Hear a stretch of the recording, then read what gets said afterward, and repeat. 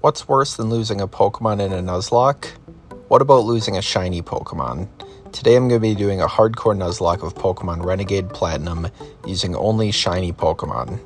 Our journey starts soft resetting for our starter, and I decide to go with Chimchar. After 539 resets, we get our monkey. I should mention I'm playing with the individual colors and following Pokemon patch, which just makes for a better experience overall.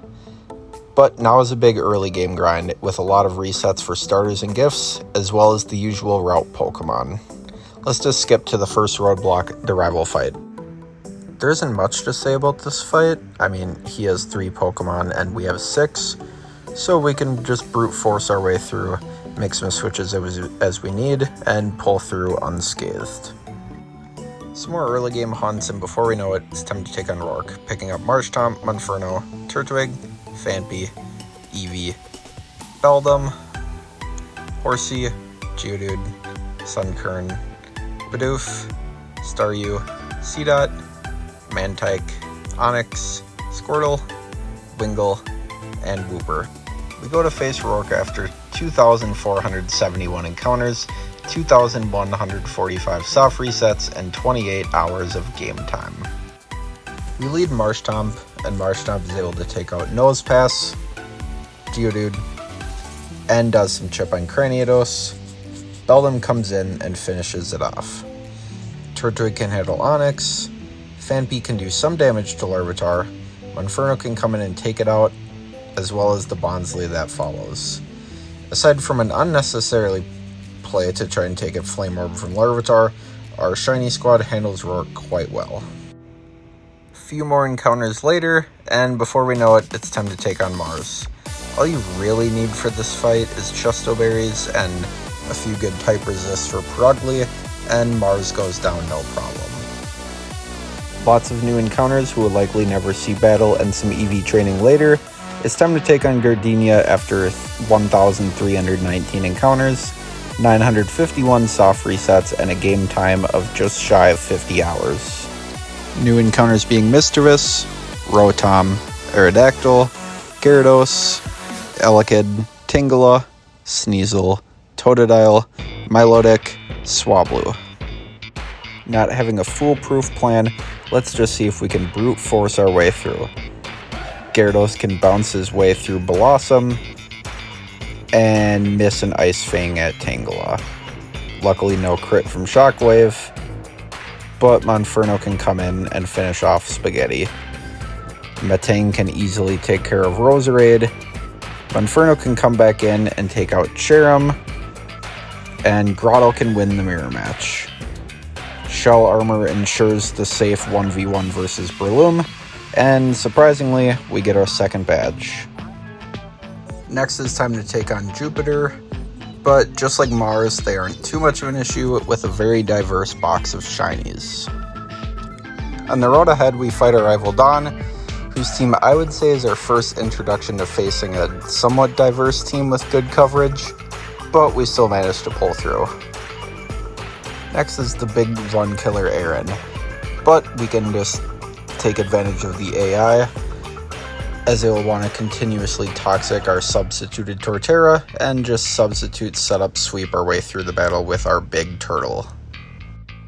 After catching Gabite, Togepi, Zangoose, Porygon, and Gliscor, Fantina is next after 603 encounters, 799 soft resets, bringing us just about to the 60-hour mark. Knowing Drifblim's tendency to set up Calm Minds, we can set up a few sword stances with our Zangoose and do this. Yeah, Zangoose is pretty OP.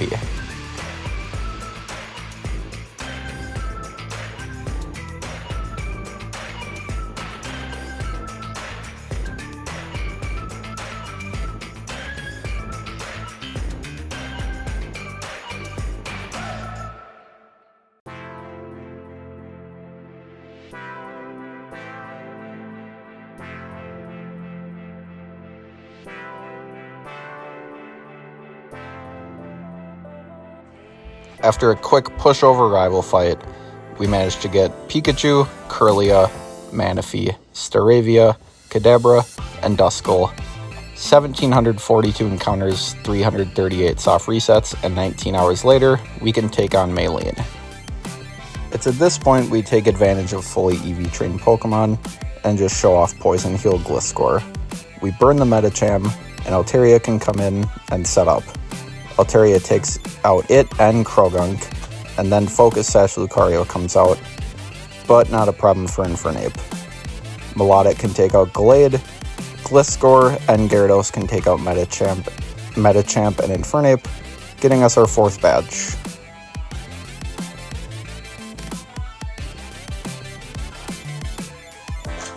Another quick rival fight, new Pokemon being Hippopotas, Krogunk, Rhyhorn, Nidorino, Lapras, and Gastrodon. 1,907 encounters, 132 soft resets, and 20 more hours in-game, it's time to take on Crasher Wake. His gym has rain from the start, so we can just set up a sunny day with Tangrowth, as well as take out his lead Quagsire. Rotom Wash is a perfect answer to Gyarados.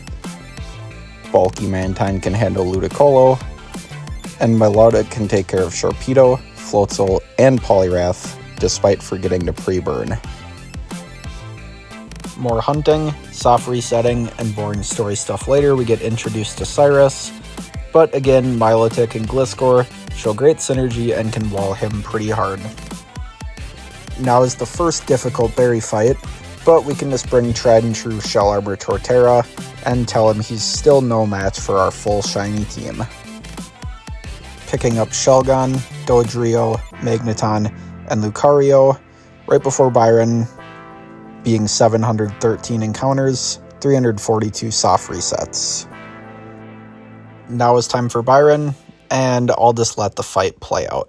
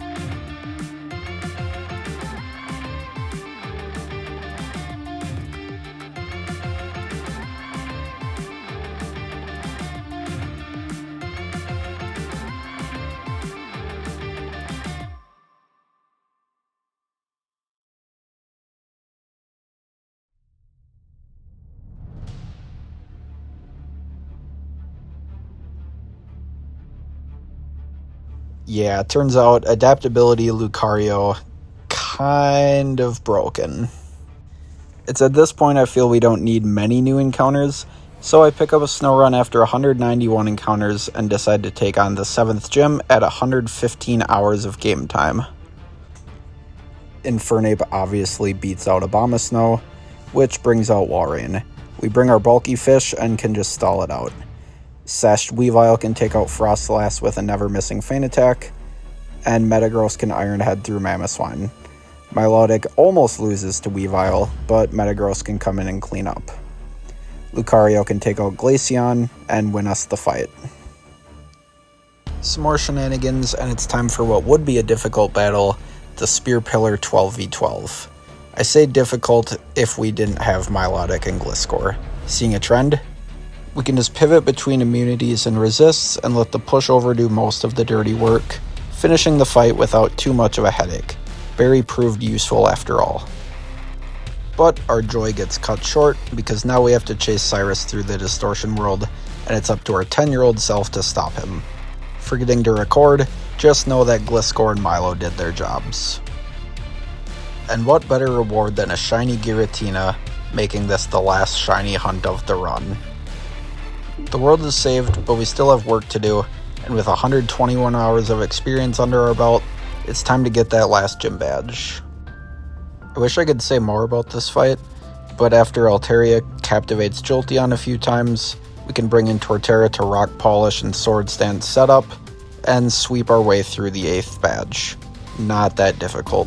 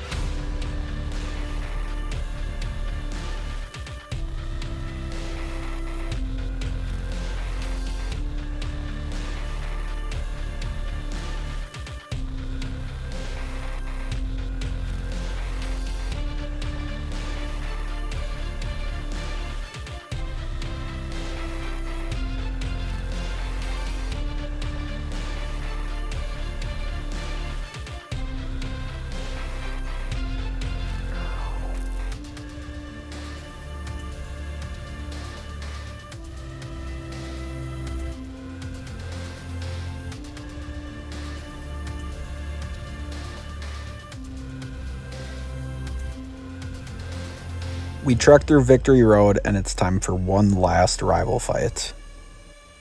After a sashed Magneton takes down Staraptor, the dynamic duo can show off with the help of Metagross. Now it's time for the Elite Four after 126 hours, and this is the team, all EV trained to my liking.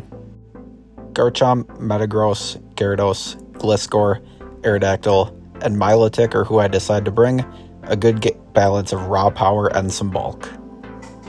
Aaron is first, and after getting Stealth Rocks up and some pivoting, we can safely get Gliscor in to clean up the bugs.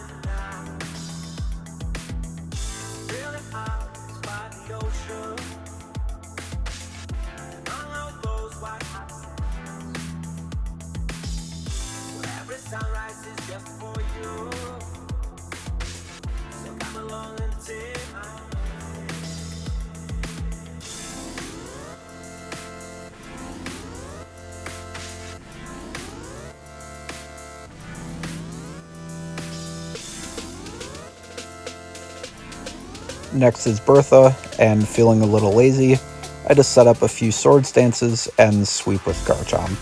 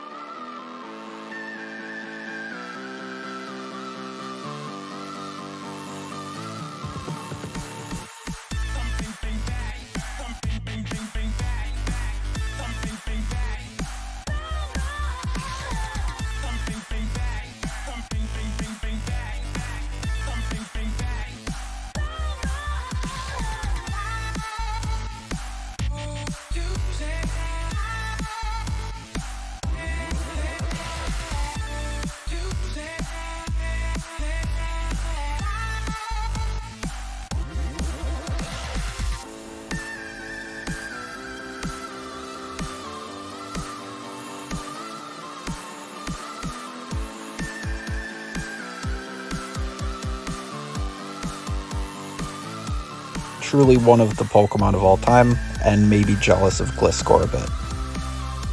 I decided it's time for our big water snake to see some action, so after some pivoting to get Ninetales to drop its special attack, we can safely set up some Dragon Dances.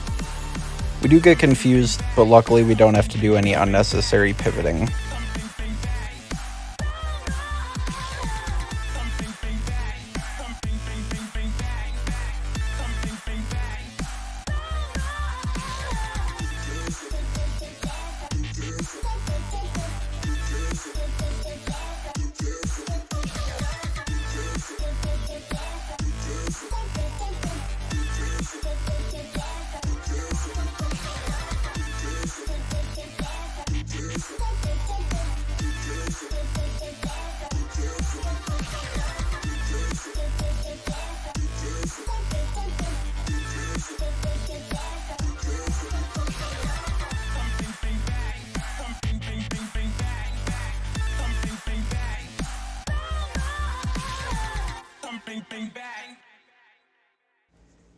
After a Flame Body proc from Rapidash, we can just let Garchomp and our other big water snake clean up.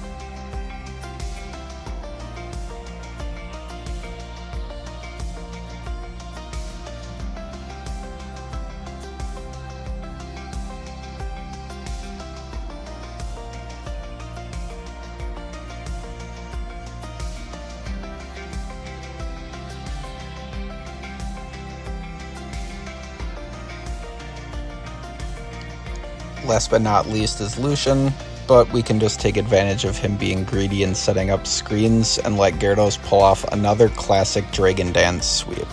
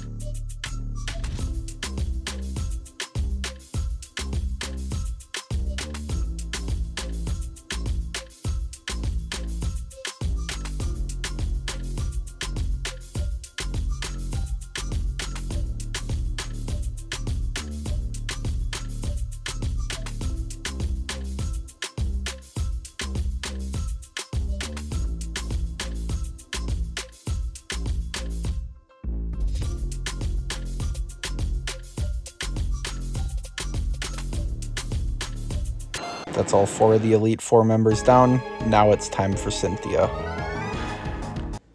The piano plays. Let's do this. Milotic can stall out Togekiss with Toxic and Recover, and let Cynthia waste a full Restore. This lets Metagross come in and get the kill.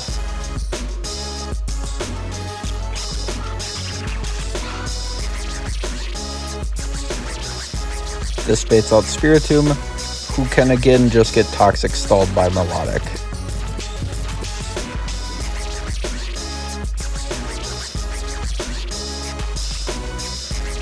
Glaceon comes in and is locked into Earth Power, so we can safely switch into Gyarados to finish it off, baiting out Lucario with Stone Edge.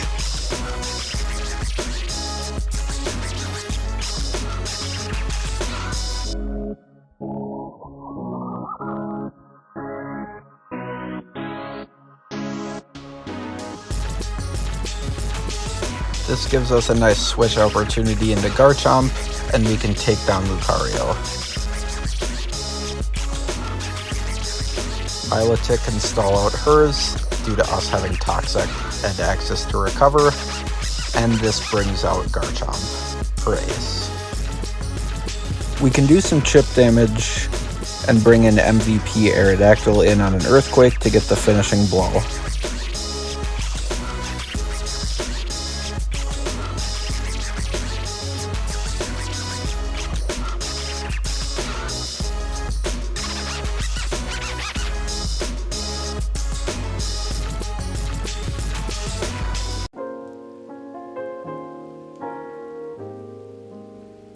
Or we can just crit and take out Garchomp.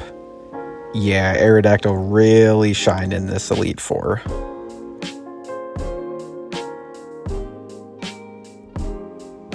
We get to see our Fantastic Five, and just like that, we beat a hardcore Nuzlocke of Pokemon Renegade Platinum using only shiny Pokemon.